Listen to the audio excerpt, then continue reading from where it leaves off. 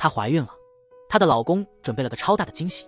她本来想带她去停车场看她准备的礼物，转身时却看到了挂得很高的摄像头，只好把她带到消防通道里。通过屏幕看这一幕都觉得痛，更别说她还怀着孕。但这男的似乎毫不在意，因为他怀疑肚子里的孩子不是他的，他们之间本就没有感情基础。这男的是韩国聚山电子集团的二少爷，而这女的是当红明星韩志远。她嫁入豪门是为了分家产，她想利用她的明星效应提升业绩，这样她自然而然得到了老爸的青睐，成了集团社长。她原本打算等几年到公公去世，就能分到自己那份财产，没想到一直不参与家族生意的大姐，在家庭聚会上带回了一个检察官出身的姐夫。这男的不仅长得帅，在律师界也有不错的成就，甚至连老爸都略有耳闻。这位有名的检察官辞职来集团任职，大姐夫的到来确实让二少爷觉得有了危机，让家庭聚会变得很尴尬。但是老爸早就看好他在律师界的表现，觉得他加入集团定能让集团更加强大。他口头上说是想将权力变现，在韩国拥有像老爸一样的地位。老爸认为他女儿没有看错人，却不知这正是剧里的男主角利用他的女儿进入集团，其实是为了给老爸报仇。这也是女主角开头被打的原因。他的目标是摧毁整个集团，甚至把证人从美国哄骗回韩国。这个人以前是老丈人的司机，对当年的事了如指掌。他刚停好车打了个电话，那会儿的功夫，老头就被人强行拉上车带走了。他立刻踩油门速度冲到200迈追上去，但韩国财阀的势力不是盖的，世界都知道他们的影响力。检察官哪敢随意嚣张，追了半天不但没追回人，自己差点没命。在他束手无策时，聚山电子集团遭受重创，集团会长带着接班儿子前往青瓦台，此行原本高调，却发生了意外。直升机还没飞到目的地，机长突然身体不适，直升机失控撞向信号塔，撞击后冲出数百米坠海。这场坠机让集团高层遭受重创，媒体一时间轰动，但男主角车宇赫却无法感到高兴。他无法接受杀父之仇如此轻易了结。幸好会长并未立刻死亡，仍在进行手术，但机长和副机长就没那么幸运，两人当场去世。而二少爷的尸体至今未找到。韩志远作为妻子，在管家面前装作悲痛。最受打击的是会长夫人，丈夫在医院生死未卜。管家透露，据警方推测，二少爷生还几率几乎为0。这话一说，老太太当场晕倒，家族2大支柱同时倒下。后人的心思复杂难明，但会长夫人得振作起来，把所有人都支走后，她坐在床上，先是哭，后来笑了。她感叹这些年后代们争名夺利，最终都落得这般田地。大少奶奶收到了来自家里的祝贺电话，电话里说她快要成为会长夫人了。旁边的大少爷露出了迷人的笑容。这时候医生也来报告会长的手术情况，切除了40%的肝脏，能否活下来就看命运了。或许只有大女儿真正感到悲伤。车宇赫看到他流泪，可能不忍再伤害他了，于是找到了新的利用对象。车宇赫的上司在检察院，他认为这不是一场普通的坠机事故，告诉他要秘密配合调查事故原因。电视上还在播报搜索尸体无果的新闻。韩志远虽然心里安慰，但他不敢表现出来，因为婆婆正躺在旁边，听到新闻说搜救人员已经停止搜索，老人家居然笑了，很快又振作起来，打电话给管家通知召开董事会选新会长。话还没说完，转身就看到突然出现的二少爷，这让老人家吓出一身冷汗，急忙询问他是怎么生还的。儿子知道让老妈失望了。这时韩志远也恰好路过，看到这个阴魂不散的丈夫还活着，心里顿时万马奔腾，气冲冲地走进了消防通道。他心情低落，正好被路过的车和赫发现了，他马上就跟了上去。这地方特别安静，看到女主泪眼婆娑，很是动人。男主没犹豫，直接上前，女主也没躲避，但这一切全被二少爷看到了。就这样引出了故事开头的一幕。你信缘分吗？这男的只是想路边打车，结果遇到了未来老婆，他还不知道呢。开车的女士是个大富豪，他对她的道歉充耳不闻，只顾接同事的电话。女士看他被溅了一身泥，赶紧伸手帮他擦。男的本想就此走人，但一想脏衣服怎么能去开会呢，只好跟女士去了家名店，给她挑了套价值不菲的西装，叫她别客气，快换上。男的换好衣服想付账，店员说女士已付款走了，还给他送了双皮鞋。虽是初见，何必客气。晚上检察官男士和女律师谈事，韩志源又出现了。男士感叹真是冤家路窄，谁知女律师说韩志源是她弟妹，两人还装作不认识。韩志源想就此告辞，却被大姐拦下说喝几杯去，正巧弟弟不是出差了吗？聚会上，同事惊讶车宇鹤穿上了名牌，他直说是个女司机溅的脏水，人傻钱多，他还以为自己买的是名牌。韩志远明白对方在暗讽他，没想到同事马上看穿了车宇鹤的伪装。记得那年在报社的日子，他竟然发表了一篇诋毁韩志远的文章，他们原本就是宿敌，偏偏装作互不相识。原来车宇鹤早就认出了他偶然遇到的那个女人，原来是个衣服大款的三流明星。而韩志远此刻才恍然大悟，他再也不想见到这个人，那个当年散布谣言的狗仔。谁知他们的命运早已由编剧安排好。韩志远去司法所学习的那天，作为检察官的车宇鹤又巧合地与他擦肩而过。吃午饭时，车宇鹤还礼貌地跟他打了声招呼，但韩志远对他已恨之入骨，紧追不放，要他为那篇文章道歉。柯宇鹤却觉得他嫁给巨山集团的少爷不过是为了对方的财产。两人争执不休时，一个犯人恰好挣脱了束缚，直冲司法大厅，在前台抢了一把水果刀，立刻把刀架在韩志源的脖子上，命令检察官们赶紧准备车让他逃离。然而韩志源不愿欠人情，原本已经摆脱了控制，却被犯人一拳打倒，当场晕厥。车宇鹤见状立刻冲上前，不料手心被刀子割伤，他忍痛试图再次制服歹徒，拉扯了半个小时，周围的工作人员这才上前帮忙。韩志源已经昏迷不醒了，车宇鹤抱起他急忙送往救护车。出于内疚，他在医院守护了一整夜。韩志源醒来后终于说了声谢谢。出院后，韩志源邀请车宇鹤吃饭，两人聊得很开心。不过麻烦的人还是来了，韩志源明显害怕自己的老公嘛。旁边的车宇鹤似乎也察觉到了不对劲，这男人的演技真是高明。他假惺惺地安慰了韩志源一番，还对车宇鹤表达了对妻子的救命之恩的感激。看到他手上的伤痕，这男人断定韩志源和他的关系不寻常。车宇鹤一离开，那男人马上露出真面目。韩志源回到家履行了自己的承诺，他和车宇鹤约好了吃饭的地点，但是在打扫房间的时候不小心碰到了桌下的一本厚书，好奇地翻开之后，发现里面竟藏着一个伪装的 U 盘。U 盘里存储的内容让韩志源大吃一惊，他没想到自己的老公竟然这么放荡不羁。正当他津津有味地看时，却不知道男人已经站在门口。男人一点也不慌张，反而拔出皮带开始对韩志源施加折磨。这时的车宇鹤还在饭店里等着对方，直到深夜才打了电话。韩志源已无力接电话，车宇鹤直到半夜才从饭店出来。他看到韩志源，明明看见他在车里哭泣，却选择了离开，灰头土脸地走进便利店开始吃泡面。就在这时候，饭店的员工拿着韩志远的手机给他打了个电话。原来他们离开后，韩志远又回到包房继续喝酒，喝到最后已经醉翻了，于是就把包房预定下来。原本打算陪伴醉酒的韩志远直到天亮，谁知道他不到半小时就醒了，眼里满是泪水。他告诉车宇鹤，他所谓的傍大款其实就是过着奔波的生活。车宇鹤通过实际行动安慰了他，他们就这样成了好朋友。通天塔的剧情真的让人着迷。会长带着儿子社长去山东威海出差，直升机还没飞出韩国境内，机长突然心肌梗塞，失去控制的飞机，副机长也没能挽回局面，飞机冲出几百米后掉进大海，两位机长当场丧命。西北集团的会长肝脏受伤住院了，作为社长的二少爷现在还找不到，搜救队忙碌了整整1天1夜也没找到遗体。可悲的是，家里只有大姐真的伤心，其他人都忙着争夺权力和财产。会长夫人对二儿子恨之入骨，父子俩的突然意外让大儿子顺理成章地成为新会长，他马上宣布要召开董事会。然而他还没开口，二儿子突然回来了。按理说，从几百米高的直升机坠海，即使不死也会受重伤，他怎么可能毫发无损呢？原来直升机起飞之前，会长突然接了个电话，是一个来自深圳的科研团队要来访，原本是儿子要负责的项目，会长不得不让儿子下机去接待，这样他就幸运地避开了一场灾难。但这其实是二儿子的阴谋，他早就预料到会被派去接待，早在会长的茶杯里下了药，得知机长有干眼症后，将他的眼药水偷偷替换，滴了药的眼药水会让嗓子干燥，这个茶杯是飞机上唯一的热水来源，他预计会长会给机长喝水，机长喝了就会过敏，引发心肌梗塞，直升机一旦出事死无对证，社长就能直接控制整个集团。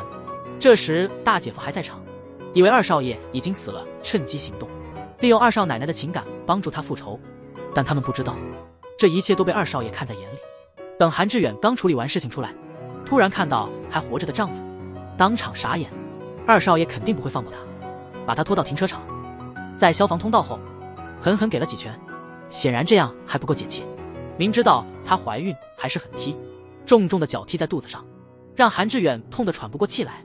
他可能都记不清这已经是第几次对妻子动手了，然后告诉韩志远这辈子别想从他手里逃脱。韩志远每次都只能忍气吞声，但这次他实在下手太狠了。他越哭越觉得不甘心，决心要进行报复。他主动去了车宇赫的家，把所有的仇恨都倾泻在这个男人身上，倾诉完自己所有的苦楚，半夜还是离开了，一直到凌晨4点才回到自己家。他的一切异常举动都被大嫂看在眼里。天还没亮，2个集团的保安开始在办公楼巡逻，一阵刺鼻的血腥味让他们意识到了不对劲。走近一看，刚当上会长的二少爷已经躺在血泊中，但这次他真的死了吗？是的，管家立刻打电话给老夫人，报告自己的儿子不幸遇难。老人没有表现出意外，而是慢慢的上楼通知。大儿子看到桌上的空毒药瓶，立刻感到不妙，赶到洗手间，发现大儿子也在浴缸里溺死了。我的天啊，真是太震惊了！幸好他还没死透。洗胃后又清醒过来，但二少爷确实已经躺在停尸房了。韩志源面对丈夫冰冷的尸体，眼泪几乎要流出来，却又强忍住了。直到走出停尸房，调查人员让他配合调查时，他才假装晕倒了。韩国顶尖的财阀家族接二连三发生的意外，作为检察官的车宇赫接到了上级的指令，他必须查清事情的原委。直升机事件尚未有头绪，现在连小舅子都怀恨在心，这个家族既复杂又冷漠，让车宇赫一时难以理清头绪。但他手下调监控时发现了点东西，二少爷和韩志源在停车场的可疑举动。车宇赫急忙回家，说韩志源作为家族二少奶奶有重大嫌疑，他本来也不是什么好鸟，还把韩志源带到审讯室。集团的保安在楼层巡逻，突然踩到滑滑的液体摔倒，一看手，天呐，是血！这血明显是从人体里流出来的，死者正是财阀集团的二公子，刚当上会长就命丧黄泉。调查人员马上封锁了大楼，在调监控时发现死者曾家暴他妻子，因此嫌疑人锁定为他的老婆，但提审他的检察官跟他有不可告人的关系，因为一切对话都被记录了。男人试图镇静展示专业，问她和丈夫之间发生了什么。韩志源说，你们不是都知道了吗？男人害怕他们的关系曝光，但这女人够聪明，问询室里的回答都很含蓄。车宇赫展示他家暴的视频，含泪问他为何不求助，而是选择杀害自己的丈夫。在韩志源情绪崩溃时，家族的律师团及时赶到，指责当前的检察官连逮捕令都没有就扣人。车宇赫低估了家族的势力，二少奶奶就这样被保释了。车宇赫急的不是找凶手，而是急于为爱人洗清嫌疑。法医说，这种致命一刀非女子所能，这伤口不像是女人能造成的。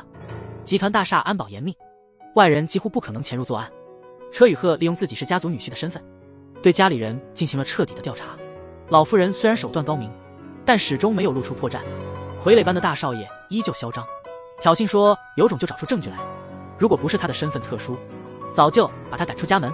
最后大少奶奶终于说话了，那天晚上她亲眼看到韩志远凌晨4点才回家，二少爷是凌晨2点死的，这样韩志远就不可能是凶手，因为4点前他们都在一起。心爱的人终于洗清了嫌疑，本来想好好向他道歉，看到他脖子上的伤痕，车宇赫感到非常心痛，用实际行动给予了安慰。但他们不知道，此时大姐正赶来找韩志远，幸好他们动作快，开门时韩志远已经坐下了。大姐是剧中唯一的善良人物，她并没有怀疑车宇赫，还警告说不要因为我喜欢你就在家族里为所欲为，让他别再难为弟媳了。话虽狠，但他说完就后悔，因为大姐真的很爱他，他一直觉得他是正直的，甚至在他妈面前替他说好话。但老夫人真的很狠，连凶手都没找到就要办葬礼，葬礼上连老夫人的影子都没见，而老夫人却没有出现在葬礼上。几名调查员假扮宾客悄悄参加宴会，那位一直自视甚高的大少爷直截了当地说，他看不顺眼那种贫穷的样子，让他们留点钱买奶粉去。2位警官礼貌完成安慰仪式后，毫不犹豫地掏出手铐，准备以嫌疑人身份将他逮捕。原来他们在二少爷的指甲缝中发现了大少爷的皮肤组织，这消息让二少奶奶和大姐都惊呆了。嚣张的大少爷，他绝不会轻易投降，一把将调查人员推倒，转身就跑。一直跑到停车场想开车逃走，但最终还是被车宇鹤那短腿追上。就这样，他被制服了。但是那位老夫人可不简单，她掏出手机直接打给了检察总长。大少爷的座位还没坐热，他妈就冲进了问询室。面对这样强势的财阀家族，连一向正直的车检察官也不得不让步。正当调查出现一丝线索时，进展又停滞了。本来想让韩志远帮忙平复情绪，顺便套出些有用的信息，但对方现在连电话都不接，他感到非常不甘，反复查看整个家族的个人资料，通过血型比对，果然揭露了一个惊人的秘密。原来那位去世的二少爷并非夫人的亲生儿子，而是老会长的私生子。这个发现让车宇鹤看到了希望，他立即部署人手，从直升机坠毁案件开始调查，还特别申请了大少爷的传唤令。尽管上次被老妈保护过，这次大少爷带来了2位律师，他们在一旁陪同。大少爷的态度更加强硬。车宇鹤拿出了 DNA 比对结果，告诉他二少爷不是亲生的，因为他当了会长你才杀了他。大少爷听后完全崩溃，他说就算弟弟死1000次也咎由自取。他找到了一个伪装的 U 盘，里面的内容让大少奶奶非常慌。她的丈夫刚去世，她就开始和新男友约会，想要清理房子让他搬进来。在打扫的时候，她发现丈夫生前遗落的2本书，好奇地捡了起来，一看原来是一支珍藏版雪茄，原本想留给现任男友，打开后却发现里面藏着 U 盘，内容让她惊讶的下巴嘟掉了。本以为会是和某女星的不堪往事，没想到连大嫂都卷入其中。她立刻把 U 盘交给了现任检察官男友。这些财阀的私生活让车检察官感到震惊，他断定是大少爷，因为发现了他们的丑事，出于报复杀了二少爷，决定再次逮捕大少爷。面对他的嚣张态度，车宇鹤没有畏缩，他直接冲进游泳池，给大少爷戴上手铐。面对这么多证据，大少爷只能坦白，但是他的药瘾突然发作，于是他提了个条件，只要车检察官帮他拿药，他就愿意把一切都说出来。明显不太可能，在韩国这种吃药的行为是绝对不能容忍的，连老夫人都救不了他。可到了晚上，看到外面下起了瓢泼大雪，他回忆起与妻子的浪漫往事，药物的影响下开始产生幻觉，挣脱了2名工作人员的控制，直接冲向阳台。大少爷娶了这样一个媳妇，真是命苦。随着嘴里溢出红色的液体，所有的调查也只好停止，连医生都不敢保证他能活下来。这时的车宇鹤还浑然不知，他还在和韩志源享受大雪中的浪漫。当他听到这个消息时，负责这个案件的所有人，包括车宇鹤都被停职了。儿子意外坠楼，老夫人肯定要让车宇鹤付出代价。家族大姐对大哥的遭遇感到非常痛心，决定关闭自己的律师事务所，要回归家族，凭借自己的知识为大哥洗清冤屈。大姐的转变也让老夫人感到安慰。被停职的车宇鹤仍对那个 U 盘耿耿于怀，里面的内容曾让他心爱的人受到伤害，决定去找知情人。家族大嫂实际上是个心狠手辣的女人，丈夫躺在医院生死未卜，她却依旧情绪高涨。当车宇鹤带着 U 盘找到她时，大少奶奶愣住了，得知车宇鹤已经看过 U 盘里的内容，直言不讳地说她丈夫是家族的傀儡。原以为二少爷是真心想要弥补，后来才明白拍下的视频只是为了获取股份。车宇鹤知道真相后说了这样一句：大哥不要说二哥，你们俩差不多。车宇鹤担心文件里的内容会再次伤害到韩志远，当场把那东西砸得粉碎，把所有时间都花在陪伴韩志远上。但是到了镇上医院门口，韩志远说要去见闺蜜，下车时却忘了手机还在充电。车宇鹤接到了妇产医院的电话，他随后跟了过去，假装自己是韩志远的家属。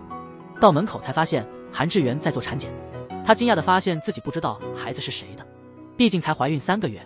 他不知所措，不知道的是老夫人已经采取行动，派出了韩国顶级拳击手，意图要置车宇鹤于死地。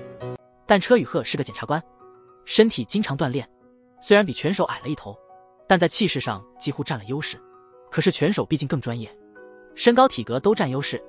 几个回合后，车宇鹤已经被打晕，他用尽全力掐住对方的脖子。正当要揭示本剧主演时，男人突然接到了电话，是老夫人让他停手。原来大姐偷听了老妈和舅舅的谈话，得知老人家要对车宇鹤下死手，于是撤回命令。检察官知道了老爹遗嘱的下落，他一旦去世，遗嘱也就消失了。老妈这才通知拳击手留人一命。就在大姐疯狂地寻找时，车宇鹤却在受伤中。车宇鹤知道真相后说了这么一句：大哥别提二哥了，你们俩其实挺像的。车宇鹤对那内容感到害怕，怕再次伤害到韩志远，一怒之下把他砸成碎片。决定把所有时间都花在陪伴韩志远上。但到了镇上医院门口，韩志远却说要去见闺蜜。她下车时忘了手机还在车上充电。车宇赫接到妇产医院的电话，他立刻跟了过去，假装是韩志远的家人。到了门口才发现他在做产检，惊讶地发现自己不知道孩子的父亲是谁，毕竟她才怀孕3个月。车宇赫当时不知所措，不知道的是老夫人已经采取行动，她派出了韩国顶级拳击手，目的是要置车宇赫于死地。好在他是检察官，长期锻炼让他身体强健，虽然身高不及拳手，但在气势上占了优。可拳手更加专业，体型和身高都占优。经过几个回合，车宇赫终于晕过去了。他硬是凭借一股力气掐住了对方的脖子。就在这时，他本要了解剧中的主演，那男人突然接了一个电话，原来是老夫人叫停。因为大姐偷听到了老妈和舅舅的计划，知道他们想对车宇赫下毒手，于是命令撤回。检察官得知了老爹遗嘱的位置，如果他去世，遗嘱就消失了，这才让拳手留了一线生机。大姐在疯狂寻找的同时，车宇赫正受着伤，那就一起去见个朋友吧。大姐体验了预期中的绝望，她选择了不揭穿。接到管家电话后，他们便离开，面对刚清醒的大哥，并告诉他车宇赫已经背叛了，不再任由他为所欲为。带领着家族律师团，很快便找到了证明大哥清白的证据。这样车宇赫失去了对家族的控制，然后将注意力完全转向韩志远。他们检查通话记录，发现二弟生前最后一个电话是打给了韩志远，便约他到夫妻俩曾常去的餐厅，故意唤起他们的美好回忆。拿出通话记录，直截了当地问，这样的无意之死还能忍受吗？两人虽然彻底决裂，大姐仍对车宇赫抱有一线希望，原本打算把通话证据给车宇赫。当他开门，却看到了韩志远家中的名牌鞋，原来他们早已同居。助手提供的银行消费记录让他更加震惊，连续几个月的医院费用，确定韩志远已怀孕。他需要弄清楚一件事，这孩子究竟是谁的？韩志远坚称老公已死，这与任何人无关，最伤人的话总是那么简单干净。韩志远气得浑身发抖，突然间瘫倒在第5柱旁，肚子剧痛难忍。他大声呼唤着闺蜜，大姐想上前却犹豫不前。这时韩志远已无力站立，当场晕倒了过去。车宇赫接到了韩志远闺蜜的电话，幸好私人医生已经检查过他了，孩子没什么大问题。车宇赫刚把医生送出门，大姐已经在外面等着他了。他决定要找他好好问个明白。这个男人似乎把背叛看成了理所应当，完全忘了自己是怎么走到今天这一步的。这种全身发抖的感觉，很多女生都感同身受。而此时家族的大哥显然被妻子的恶毒唤醒了，彻底摆脱了以前纨绔子弟的形象。他想让那个蛇蝎心肠的妻子看看自己振作起来后的样子，精神抖擞地管理起整个巨山集团，甚至连一向专横的老妈也不放在眼里。我真希望他和妹妹能联手，给那些罪有应得的人一记响亮的耳光。身经百战的大姐当然也没闲着，早就收买了车宇赫身边的随从，随时掌握他们的一举一动。更厉害的是，他们居然想到了收集民间无人机爱好者的信息。巧合的是，一个飞手恰好拍到了集团大厦内部难以置信的画面，故意带着存储设备进了调查所。当工作人员一打开内容，所有人都惊呆了，立即叫来检察官车宇赫来看。这不正是韩志远用力攻击她丈夫的场面吗？这种确凿的证据顿时让车宇赫目瞪口呆，一时间他都忘了自己是个检察官。调查所里原来就有大姐的内线，直接把这条新闻放出去了。媒体爆出了财阀家族二少奶奶伤害二少爷的事，整个国家的媒体都炸开了锅。他也知道车宇赫可能不会那么公正公平，把二弟生前的照片拿出来给他看，警告他不要耍花招，否则就公开照片。车宇赫立刻撕毁了照片。这男人为了韩志远彻底变了样，大姐无奈只能求助于妈妈。老夫人自然是乐于助人，立即给检察总长打电话，告诉他不用考虑家族情感，越严厉处理越能显示他的公正。车宇赫因为媒体和同事的压力，经过几个小时的思考，最终决定亲自逮捕自己所爱的人。此时韩志远正准备出国，他们在机场将他拦下。嫁给韩国财阀家族的女星究竟多悲惨，只要少爷不高兴，就会把他拉到隐秘处，直接一个耳光下去，接着是一顿拳打脚踢。即便女人怀孕也坚决抵抗，女人受不了二少爷的折磨，因此提出离婚。但男人早就掌握了他的把柄，拍下了他和检察官约会的照片，一离婚就威胁要曝光，逼他立刻和检察官断绝关系，乖乖回到他身边，即使天天挨打也是他的命。但在女人看来，检察官是他唯一的希望。他正要拿起照片离开，男人突然把她拉了回来，强迫她做出违背自己意愿的事。女人挣脱后回手一个耳光，这一下正好触发了男人的愤怒，一巴掌打过去。女人眼中冒出火星，紧抓住女人的头发，逼她说出屈服的话。她虽然拼命反抗，但立刻被男人掐住脖子压在桌子上。她痛得厉害，试图抓起桌上的碎冰锥，想要跟男人同归于尽，但她费了好大劲也够不到。就在这关键时刻，男人听到了窗外无人机的声音，女人趁机将他拉到一边，用尽全力向男人发力。就在这一刻，无人机拍下了这一幕，他被认定为杀害丈夫的凶手。那晚二少爷就惨死在家中，深爱他的检察官看到确凿的证据，眼眶湿润，但他无法在众多手下面前包庇他。同事们都知道他们之间的关系，立刻将他逮捕归案，亲自审讯所爱无疑是折磨，但他必须保护自己深爱的人。韩志远已经失去了生存的勇气，也不想连累自己深爱的检察官，面对提问总是置若罔闻。车宇鹤知道沉默对他不利，但他不能违反韩国法律，毕竟上司和同事都在监视他们。趁还没有下达正式拘捕令，车宇鹤开始寻找对丈夫的折磨证据，这本是调查人员的工作。作为一名检察官，他还去医院调取就诊记录，接着找到起草离婚协议的律师，了解详细情况，手里握着韩志源丈夫生前的罪证。进入调查室，逐一展示给韩志源看，展示脊背的跌打伤，显示软组织挫伤手臂和鼻梁骨折。车宇鹤含泪展示这些证据，读出韩志源的就诊记录。这位女士经历了7年的折磨，到底遭受了什么样的苦难？最严重的一次，甚至头盖骨都裂了。这些证据足以减轻她的罪行，希望她能坦白杀害丈夫的事实。韩志远的眼中含着泪水，只有车宇鹤真正感受过他的痛苦。他知道对方是在保护他，心中突然对生活有了渴望，决定不再是任人宰割的羔羊，但又不想连累车宇鹤，起身并告诉他，拒绝回答任何问题。车宇鹤感到了绝望，所有同事对他的沉默感到无奈。车宇鹤在上级的压力下，在拘捕文件上盖了章。不知道韩志源心中已有复仇大计，他脑海中正酝酿一个天大的复仇计划。他多年的折磨者已死，现在复仇对象是谁呢？老夫人无疑是复仇的最佳对象。他召来家族律师，请求见老夫人一面。韩志远本是家族外的儿媳，律师带来了让老夫人胆寒的消息。原来家族长辈的遗嘱在韩志远手中，但婆婆认为他已经是杀人凶手。根据韩国法律，犯过重罪的人没有继承权。别忘了韩志远肚子里还有孩子，这个事实让老夫人不得不妥协。韩志远提出的条件是让家族人将他从这里救出。老夫人立刻召集律师团，在大姐看来，这些律师的小动作于事无补，她将他们统统赶出去，向母亲保证自己有办法救出弟妹。很明显，大姐并不是真心想帮她，看过前一集的都清楚车宇鹤以前对她做了什么。她决定让抢走男友的韩志源付出代价。与此同时，车宇鹤也发现了老爹当年被害的真相，杀害他父亲的正是老夫人。这下韩志源和车宇鹤成了同盟。接下来的剧情非常精彩，一对情侣开始对抗整个财阀家族。男人刚走进楼道，就听到了一些奇怪的声音，这声音听起来似曾相识。他的目光最终锁定在柜子上，打开柜子，里面果然有一台手机，手机屏幕上沾满了血迹。他马上接起了手机，这种事情大家似乎都见怪不怪了，但通话记录里出现了他的名字，这让身为检察官的他感到不安。一回到家就打开了手机相册，此刻的他还不知道这把刀正是杀害他父亲的凶器。直到他打开了语音备忘录，发现里面有一段10几分钟的录音，他听得越来越心惊，从未想过这段留言竟详细描述了杀父的全过程。那么是谁把手机放进柜子的？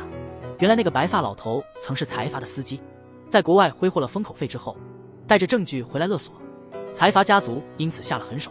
老头意识到他们要对他不利，于是给车宇鹤打电话想说明情况，但车宇鹤正忙于救自己的爱人。老头在逃避财阀家族追杀时，录下了这段重要留言，悄悄把手机藏在走廊的柜子里。他刚藏好手机，就被伪装的拳手抓到了，从此对西北心存怨恨，手中的凶器也被抢走了。直到那个白发老人的尸体被发现，车宇鹤才沿着线索找到了那部手机。整整30年，他从没想过杀父的仇人就在眼前。作为检察官，他几乎要疯了，决心亲手复仇，结束这半生的痛苦。他孤身一人带着证据来到财阀家，找到了那位老夫人。当车宇鹤提起父亲的名字，老夫人竟然流下了眼泪，难怪第一次见面就觉得他面熟。车宇鹤只想知道真相，于是拿出手机，面对铁证老人大方承认了一切。杀他父亲并非为了夺取公司，至于真正的原因，他却不肯透露，气得车宇鹤失去了理智。他想当场掐死对方，幸好家里的管家和保姆及时赶到，这才没让他犯下大错。因为那位老夫人很可能是他的亲妈，他因私闯民宅被警察带走，警察局不就是他的下属机构吗？他正纠结是否应该逮捕杀父仇人，而那位老夫人已经先一步行动，毕竟是自己从小培养的拳手，即使指甲划伤了他的脸，他也不敢反抗。正是因为这个失误，才让车宇鹤抓住了把柄，给了他赎罪的机会，去结束车宇鹤的生命。而此时的家族大姐早就把车宇鹤电脑里的资料通过线人偷了出来，并花重金找人破解，阅读了他多年积累的文件，终于全面了解了真相。从车宇鹤在法学院故意接近他的那一刻起，一直以来我都是被人利用的，他的真正目的无非是为了进入我家为父亲报仇。他现在必须做的就是揭露车宇鹤的真面目，让韩志远看清真相。他们俩已经明目张胆的对立了，不管大姐怎么揭发车宇鹤，韩志远都不会信。没想到挚爱也在利用我，直到大姐拿出了一堆证据，列出韩志远的个人信息，她和丈夫的糟糕关系，还有那些年故意抹黑她的报道，连英雄救美也是有预谋的。这让韩志远彻底动摇了，想起那些偶然的相遇，全都是车宇鹤安排的戏码。回想这些，让韩志远越来越气。显然大姐的计谋成功了。韩志远刚走出来，正好碰上急匆匆回来的车宇鹤，他的前恋人终于剑拔弩张，车宇鹤即将为自己的背叛付出代价。女人一旦狠起来，连我都怕，直接把车宇鹤和韩志远的约会照片交给了他的上司。上司立刻勃然大怒，作为一名检察官，竟敢这样庇护犯罪嫌疑人。如果车宇鹤还留在调查所，家族大姐就会在媒体上曝光他的所作所为。结果车宇鹤被直接赶出了调查所，他却不知道大姐早就在外面等着看他的笑话，说这次他终于没机会保护韩志远了。车宇鹤这才意识到，大姐也打算让韩志远陷入绝境，这真是一箭双雕的好戏。于是急忙返回调查所，幸亏有几个下属帮忙，他终于甩开了保安，顺着楼道终于见到了韩志远。车宇鹤原本想好好解释一下，但上司已经带人冲了进来，与心爱的人的误解就这样加深了。失去了车宇鹤的庇护，韩志远很快将被送往首尔接受调查，他们的未来将何去何从？下一集继续。韩剧《通天塔》终于迎来大结局，所有人都迎来了他们应得的结局。到底是谁害了二少爷？回到事件发生的现场，韩志远并没有刺下那一刀，手里的刀掉落在地。二少爷从小就缺乏爱，韩志远是唯一真正爱过他的人。看着妻子坚决要离婚，他发誓再也不打他，要好好对他。韩志远不信这个折磨他7年的丈夫，这种话足以激怒任何男人，尤其是二少爷。就在他差点掐死韩志远的时候，二少爷的秘书突然出现，捡起地上的冰锥直刺他的心脏，这一击无疑是致命的。那为什么金秘书要帮助韩志远呢？因为他长期受到二少爷的折磨，他已经不想活了，因此答应金秘书，只要能帮他摆脱丈夫的折磨，就把自己的心脏捐给他病重的妻子。他没想到的是，金秘书竟然让她的丈夫死亡，但是之前的承诺还得兑现。金秘书的妻子在医院等不及了，然而到了手术那天，但是韩志远没有来捐血，他们立刻将他绑了起来。在半路上，韩志远终于透露了自己的苦衷，因为他即将成为父亲，所以他想要活下去。金秘书内心仁慈，决定放他一马。恰巧那时他的妻子也去世了，本以为这件事就此结束，不料车宇鹤突然赶到，两人开始激烈打斗，连高大的金栗鼠也被摔倒在地。这场争斗让他们重归于好。然而出乎意料的是，老夫人的手下又把他们俩绑走了。老夫人一向不讲信用，这也是常态。按照他们之前的协议，韩志远被保释出来后，老会长的遗嘱也交到了他手中。现在他们打算彻底清除这两人，但显然不会成功。车宇鹤用钱包里的卡片慢慢磨断了绑绳，不只是打倒了看守他的大个子，甚至连老夫人的得力拳手也被他一脚踢晕。就这样，他独自一人救出了韩志远。在家族大姐那边，他得知了真相，原来亲妈确实害死了车宇鹤的父亲。他开始同情起了从前深爱的人，本打算打电话救他们，但却被老妈锁了起来。更关键的是，老夫人想确保明天的会长选举顺利进行。然而到了选举的那一天，家族的大少爷显示出了他的励志精神。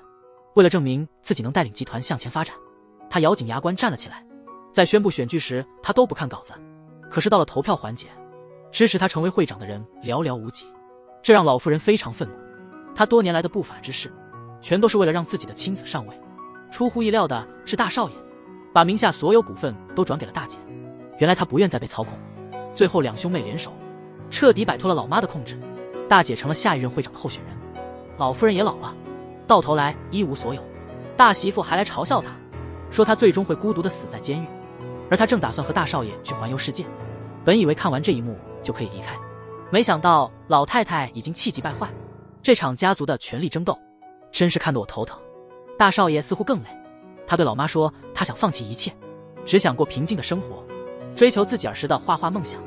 但他不知道他的媳妇已经去世。大少爷实在是太可怜了，他到底招惹了谁？媳妇刚开始真心爱他，却突然就走了。等车宇鹤和同事赶到时，负责处理老夫人罪行的人少了一个，他已无法翻身，余生注定孤独。每个人都得到了应有的结局，连金秘书也是。而韩志源选择了独自一人离开，因为他肚子里的孩子是二少爷的，他觉得这对车宇鹤太不公平了。车宇鹤辞掉了检察官的工作，但他也失去了韩志源。1年后，大姐成功当选为集团会长，车宇鹤转行成了律师，和大姐的关系也逐渐和缓。但家族的大餐桌上只剩下他一个人。事情还没完，车宇鹤以律师的身份要求探望老夫人，也了解了当年的原因。原来是因为他父亲和年轻的老夫人相爱，他们本来打算私奔，但老爹最终还是犹豫了。老夫人本就是个决断的人，车宇鹤觉得这仇不报也罢，但他还是给老夫人带来了一个消息。原来老会长的真正遗嘱是他帮忙起草的，继承人其实是大少爷。这消息足以让老夫人心痛。为了亲生儿子的会长位置，他做了太多决绝的事，最后才发现那本就是自己的东西。最终，韩志源的闺蜜收到了他的问候邮件。车宇鹤通过照片拍摄的纬度追踪，一路找到了日本，找了将近半个月，他们终于见面了。最后他们幸福的生活在一起。